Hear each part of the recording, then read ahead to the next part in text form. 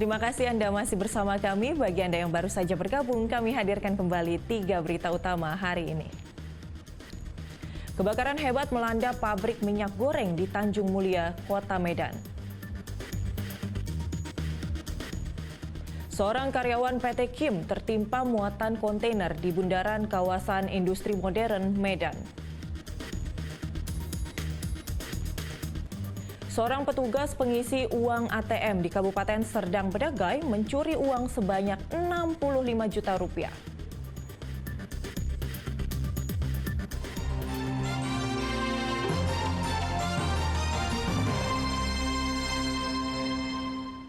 Polisi ringkus seorang pelaku pembobol rumah di kawasan desa Pekan Sialang Buah, Kabupaten Serdang Bedagai. Dalam aksinya, pelaku berhasil membawa kabur barang milik korban berupa 1 unit televisi, 2 tabung gas LPG, dan 7 unit telepon genggam. Baris Nababan, 1 dari 2 orang pelaku pencurian diringkus polisi.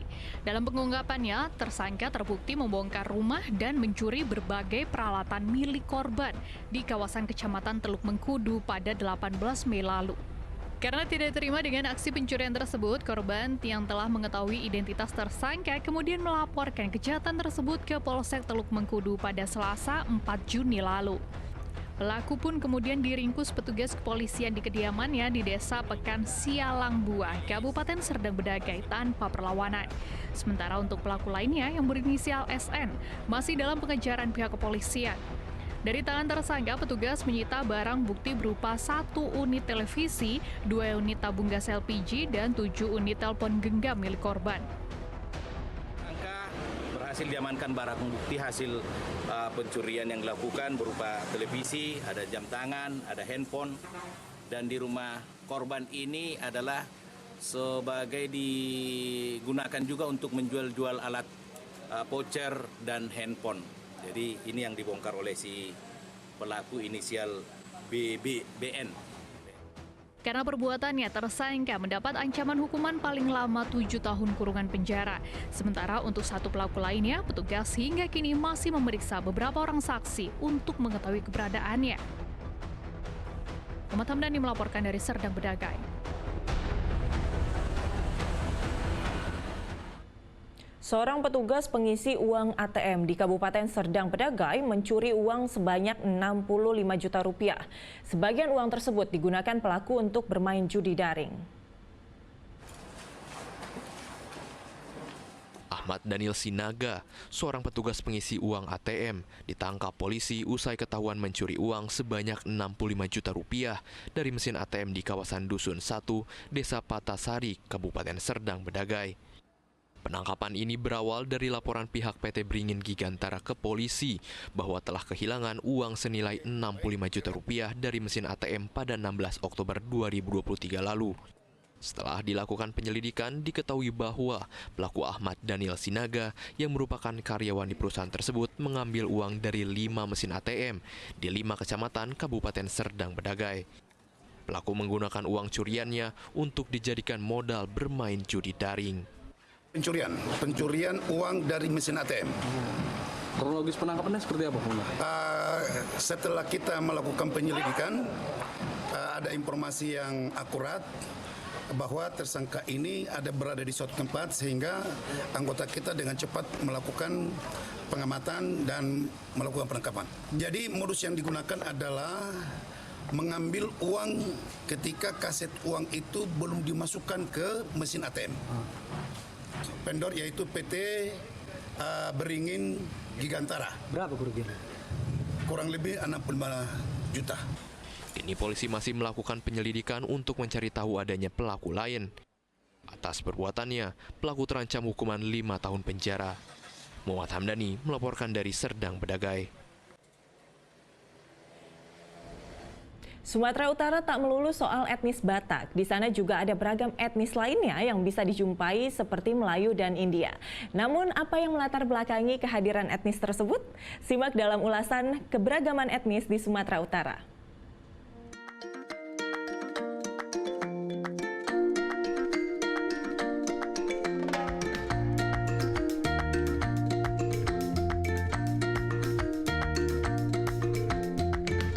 Saat mendengar Provinsi Sumatera Utara pasti sangat melekat di ingatan Anda dengan etnis Batak.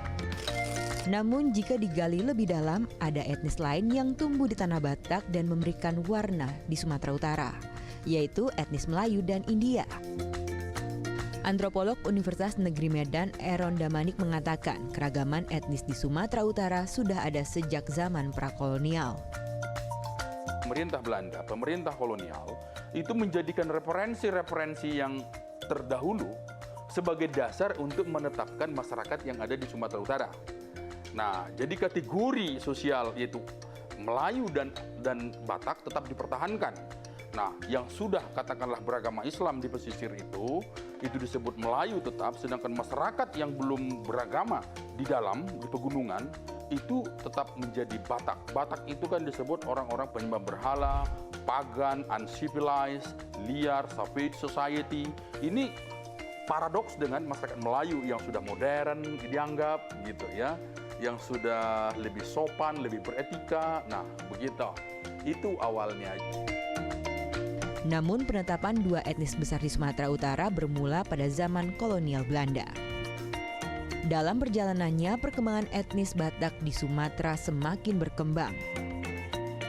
Lewat pendekatan antropologi, etnis Batak ternyata memiliki keragaman yang sangat kaya.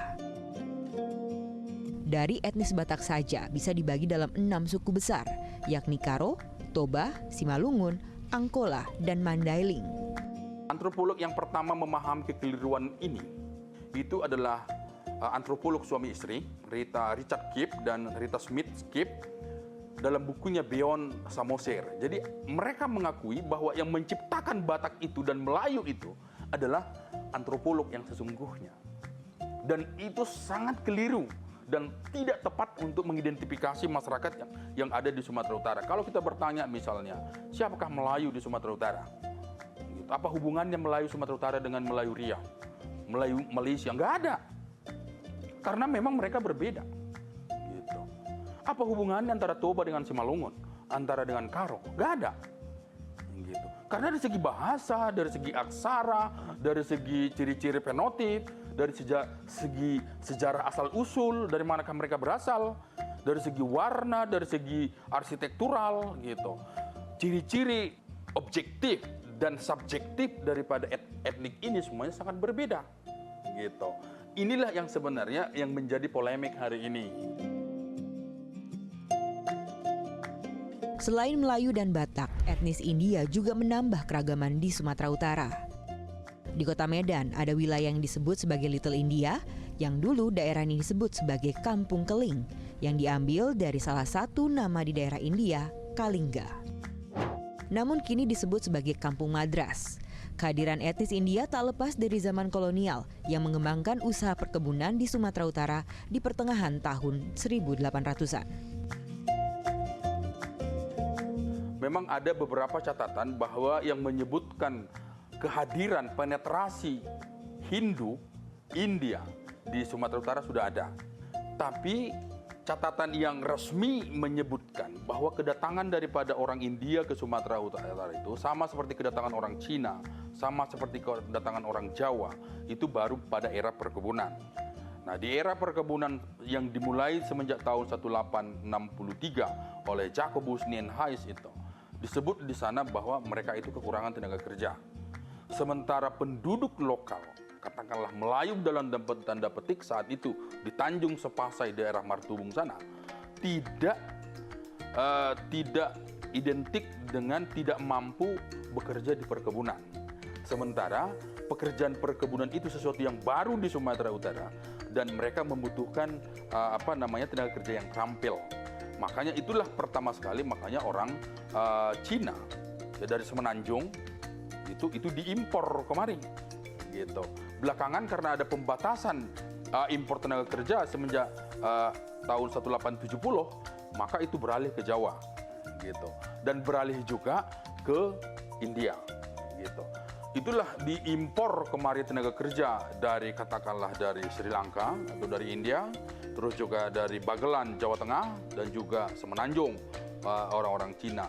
Dan itulah makanya kita lihat kedatangan daripada 3 kelompok masyarakat besar ini selama perkebunan itu kan menambah mosaik heterogenitas masyarakat di Sumatera Utara. Hingga kini kajian tentang etnis yang ada di Sumatera Utara terus berkembang. Aaron mencatat ada 26 kelompok etnis di Sumatera Utara. Paling tidak sampai hari ini dalam identifikasi kami ada sekitar 26 kelompok etnik yang bermukim di Sumatera Utara. Ya, meskipun kelompok yang dominan itu ada sekitar 9 etnik yang besar. Gitu. Artinya ini kan sebuah pluralisme yang tidak bisa diabaikan dari Sumatera Utara, gitu ya. Itulah sebabnya dalam kajian-kajian antropologi juga mengkaji Sumatera Utara ini kan sangat menarik. Gitu. Kulinernya, busananya, gitu ya. Terus objek-objek wisatanya, terus juga cerita-ceritanya, anekdotnya, stereotipnya itu kan sangat menarik dan sangat majemuk. Keragaman etnis dan suku tak melunturkan kekayaan budaya yang ada di Sumatera Utara. Bahkan jika dikaji lebih dalam, ada benang merah yang bisa menghubungkan mereka semua sehingga membuat Sumatera Utara kian istimewa. Nadia Kartika, Muhammad Kadafi melaporkan.